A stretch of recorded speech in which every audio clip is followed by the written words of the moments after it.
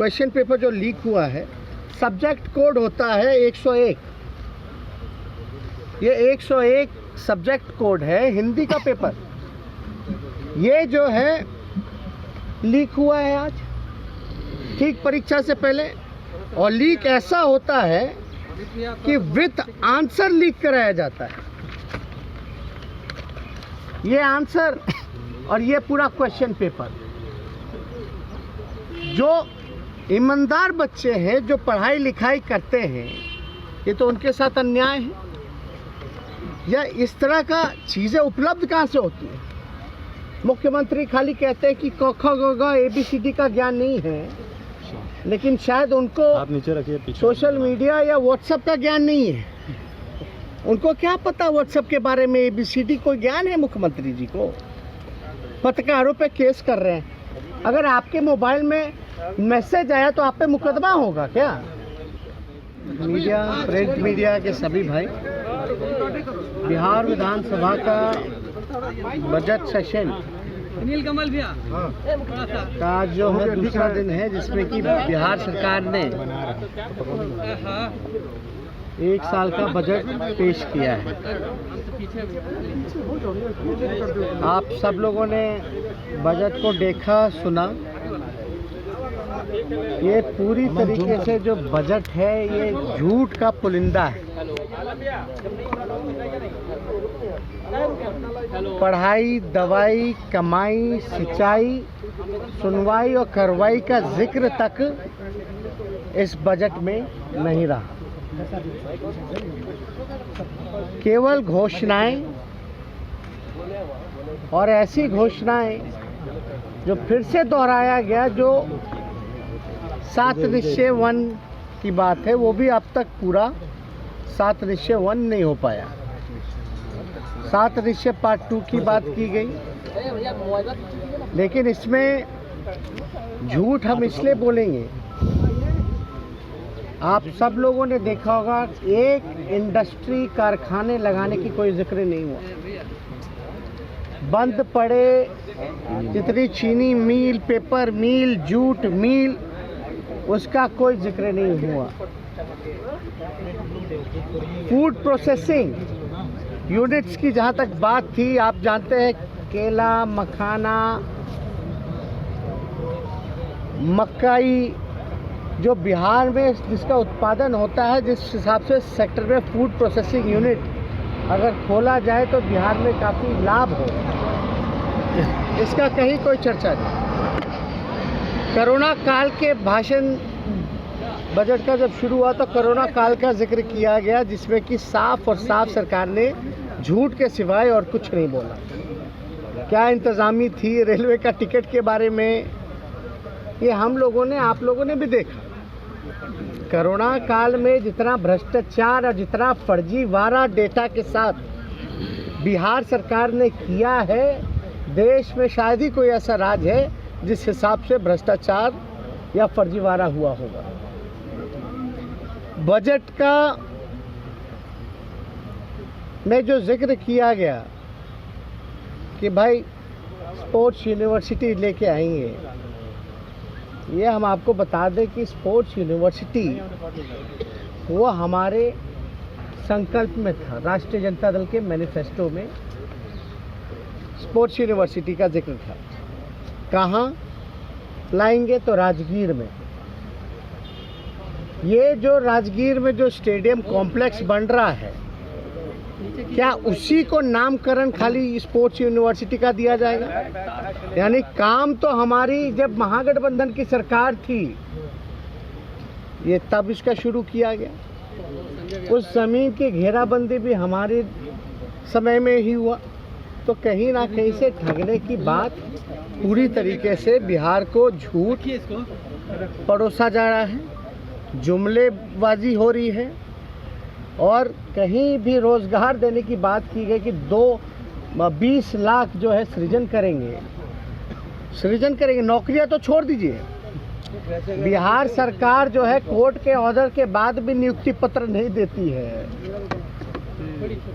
नौकरी की तो दूर की बात, 20 लाख का सृजन करेंगे तो उसका क्या ब्लूप्रिंट है, क्या मैप है? कैसे देंगे, कैसे अपॉर्चुनिटी पैदा करेंगे? जब बिहार में इंडस्ट्री ही नहीं लगेगा, कारखाने ही नहीं लगेंगे, तो कहाँ से लोगों को रोजगार? आईटी सेक्टर तो दूर की बात, आईटी हब बनाने की दूर की बात, पलायन रोकने पे कोई चर्चा नहीं की गई। तो हर तरीके से बजट जो है पूरी तरीके से फेल है। शिक्षा, स्वास्थ्य, चिकित्सा, चमकी बुखार की बात आपने देखी होगी, क्या हालात हैं बिहार के अस्पतालों की। जल जमाव का क्या स्थिति है, उसके लिए लोग अलग से इन लोगों ने बजट बनाया है। क्या क्या बात नहीं की गई है नाला का और क्या क्या चीज़ का, लेकिन पटना जो राजधानी है इसका इनके पास ड्रेनेज का मैप नहीं है। सरकार का कथनी और करने में भारी अंतर है। क्राइम जो है बेतहाशा बढ़ रहा है, वो लीक हो रहा है। लगभग 50 क्वेश्चन है तो 50 का इसमें आंसर है। आप बताइए, ये बिहार बोर्ड है, इससे बिहार की छवि पे पूरे तरीके से देश भर में, दुनिया भर में बदनामी हो रही है। बदनाम लोगों को, और इसलिए हम लोग सब लोग हाथ जोड़ करके विनती करके कि यही जो बच्चे हैं कल भविष्य होंगे। फर्जी डिग्री लोगों को रिजल्ट में भी कितना फर्जीवाड़ा होता है। बिहार बोर्ड का या कोई परीक्षा होता तो सनी लियोनी टॉप कर जाती है। ये स्थिति बनी हुई है, फिर भी कोई शर्म नहीं, कोई एक्शन नहीं, कोई कार्रवाई नहीं। इसलिए हम सभी विपक्ष के लोग जो हैं, सबसे पहला सवाल है, जवाबदेह कौन है? दूसरा, अगर जिसकी जवाबदेही है तो किसी पे तो तय होनी चाहिए, और तय है तो उस पर कार्रवाई होनी चाहिए।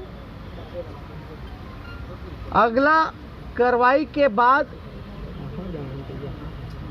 दोबारा ऐसी घटना ना हो, मुख्यमंत्री को इसका भरोसा सदन में बिहार के लोगों को दिलाना चाहिए। तो इसलिए हम लोग इस बात को उठाएं। और ये कोई एग्जामिनेशन बोर्ड का ही नहीं, सिपाही बहाली में, दरोगा बहाली में, बीपीएससी में कोई ऐसा नहीं है जिसका पेपर लीक नहीं होता है। अगर सरकार कोई कार्रवाई शिक्षा मंत्री पे, हम तो पहले ही बोल चुके हैं, मुख्यमंत्री की अंतरात्मा जो है वो डूब मरी है बंगाल के खाड़ी में। अरे कम से कम शिक्षा मंत्री का तो जवाबदेही तय होना चाहिए, उनका तो इस्तीफा लेना चाहिए। किस पे जवाबदेही तय हो गई?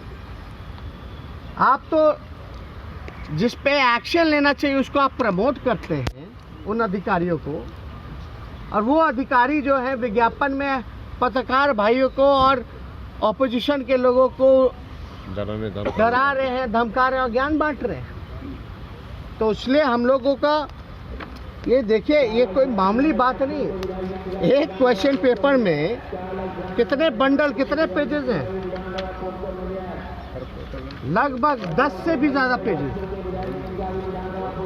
10 से भी ज़्यादा।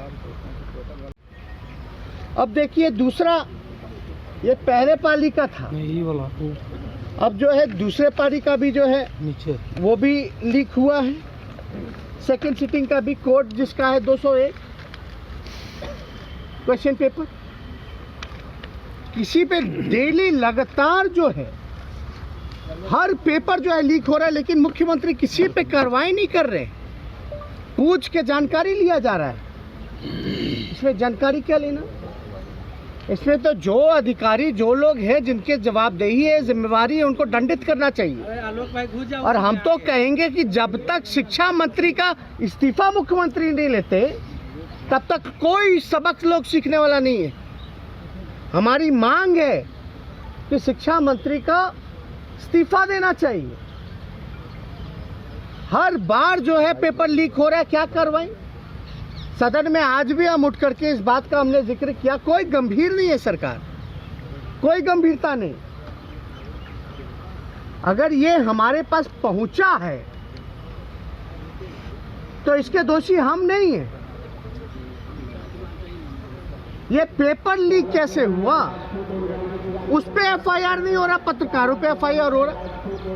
अरे पत्रकारों का, लीडर ऑपोजिशन का तो ड्यूटी है कि सच्चाई जो है सरकार के सामने रखें। अगर आपको सूचना मिलेगी, हमको सूचना मिलेगी, तो ये तो हम लोगों का फर्ज है कि सरकार के समक्ष हम इस बात को उनके संज्ञान में, उनके ध्यान में हम लोग लाएं। सदन में बोलो तो अफवाह फैला रहा है। अरे अफवाह फैलाए होते हैं तो सोशल साइंस पेपर का आप रद्द क्यों किए? अगर पत्रकार और ऑपोजिशन ही जिम्मेदार है तो हम लोग को जेल में डालो,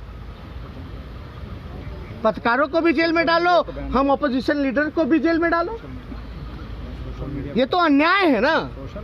आप किसको धमकी दे रहे हैं? आप किसको डराने का काम कर रहे हैं? आपके अधिकारी विज्ञापन छाप रहे, ज्ञान बांट रहे हैं जिनको ABCD का ज्ञान नहीं। इतना ही ज्ञान और इतना नॉलेज अपना जो है अपने कामों में लगाए होते तो शायद जो है पेपर लीक नहीं हो पाया होता। बदनाम अफसर ही हमेशा रहता है। विज्ञापन का पैसा का बर्बादी अलग, अब विज्ञापन दे करके डरा रहे हैं कि अफवाह नहीं फैलाया जाए।